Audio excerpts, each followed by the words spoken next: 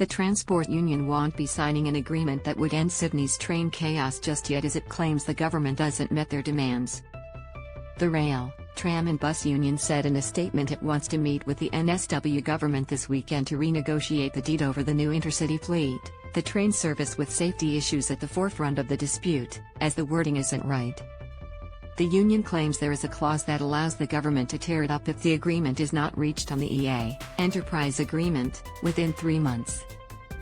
Read more. Full list of upcoming train strikes and what lines are affected in August. The other part of the dispute is over the Enterprise Agreement, which stipulates changes to pay for transport workers, and the union wants a salary rise included in this. By allowing the deed to die after 3 months, the door would be open for particular government ministers to renege on their promise to fix the fleet. "We don't want to be here fighting the same fight for the safety of these trains ever again," Secretary Alex Clausen said.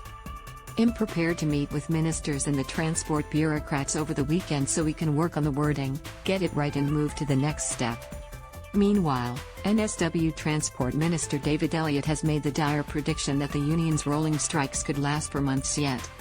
"The worst-case scenario in my mind could be up to 6 months," he said. However, Elliott also said the best-case scenario would be to settle the ongoing dispute between the government and RTBU much sooner and have the strikes end next week. The transport minister faced a grilling at budget estimates over how he plans to end the clash that has caused a transport nightmare for months. "I've got some radical ideas if this thing goes to paste over the next couple of weeks," he said during the hearing. But no blame has been cast on the transport minister, with even the opposition conceding the bungled handling of the union's demands is not all Elliott's fault. "Enough of these musical chairs, let Elliott get on with it," Labour leader Chris Minns said. Read more. Inquiry launched into Morrison's secret portfolio scandal. There are hopes this weekend would see a deal brokered over the NIF, but Regional Transport and Roads Minister Sam Faraway said the deal is not yet closed.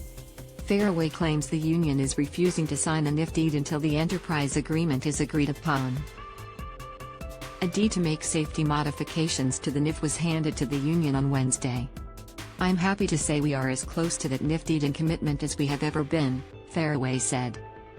However, the union cannot sign the deed due to the completion date of the EA Enterprise Agreement. Read more. Gangland widow Roberta Williams sentenced after TV producer assaulted. There is a wanton need from the RTBU to push this out for months and months. "It is my view we need the EA presented to members within a matter of weeks." But Clausen argues the government is the one delaying the end of the dispute. "Yes, we have a deed, but it doesn't guarantee the changes we need. The deed needs to be final and put a pin in this sorry saga of our rail history," he said. Despite claims to the contrary, the RTBU would seek to resolve the issues with the deed and the enterprise agreement as soon as possible for the benefit of all, the members and the traveling public. More train strikes are planned next week, with a ban on foreign-made trains which made 70% of the fleet set for August 31st.